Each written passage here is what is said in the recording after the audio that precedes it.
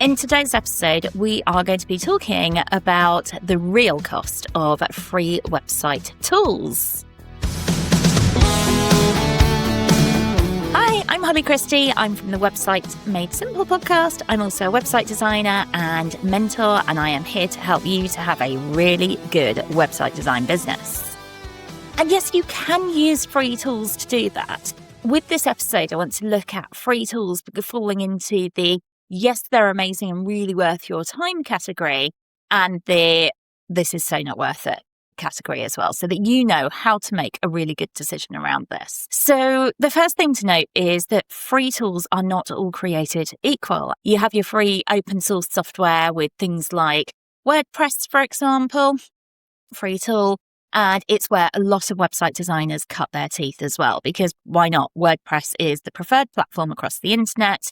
It holds the market share of all websites built on the internet. People have their own preference, like whether they use Weebly or Squarespace or Magento or whatever it is they like. But I'm a WordPress girl, and I love that it's free at the source as well.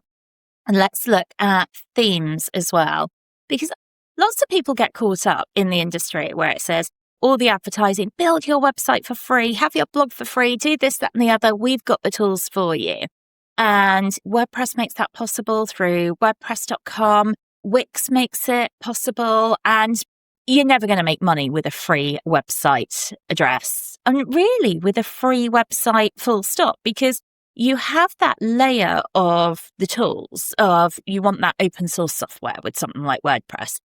But it is really worth getting a premium theme for it, because premium themes are what really gives you that tools and that styling and everything you need to build a really good website. And when we say a really good website, obviously we mean mobile responsive, we mean great design, looking at it to be search engine optimized. But most importantly, we are looking for that website to make sales and bring in leads as well. So I am here to say to you about sometimes when we faff around with the free versions of things, the free tools, all of that, we actually spend more of our time trying to find workarounds and trying to figure something out than if we just bought the premium version of something and, had it at our fingertips. And there are all different ways of pricing models and ways of getting that premium version there as well. Ultimately, we are looking for clients to invest with us. And that means that we actually have to make investments ourselves as well. And we need to invest in the tools that we're using. We need to invest in our own learning, because web design is such an underrepresented experience anyway. And other people learn to build websites using the tools, especially free ones, and then they kind of cash out and they're like, oh yeah, that's great, I know how to do that now. And they never really develop beyond that. And using free tools can make things a lot harder, because there's a reason that developers lock things behind premium editions of tools. So when you're getting the lightweight version of the tool, often to avoid paying for it, people will think, oh, well, I'll do a workaround, or I'll write this, or I'll do an if this then that formula, or I'll connect it with Zapier or something like that. And there's all these really creative ways that you think, but how much is your hourly rate? Now, my hourly rate's like £65 an hour in 2025.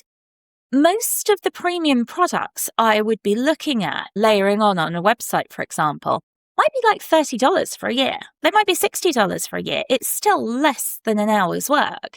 But if I think I'm going to do a workaround, unless it's a workaround that I know very well, then I'm going to spend more time creating that workaround than if I just paid for the plugin, put it on the client's website. Ultimately, I pass on the cost of additional plugins to clients anyway.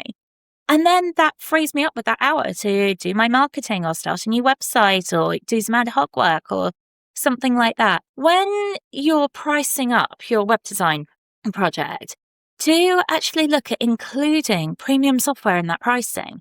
And it will really make a difference. As say, if you have in your terms of service as well, that any premium software the client needs to pay for the licensing for, then you're covering it on both ends, because it also means you can pass that plugin or whatever it is that you bought the premium license for onto the client, you are going to make your life so much easier using the premium versions of stuff.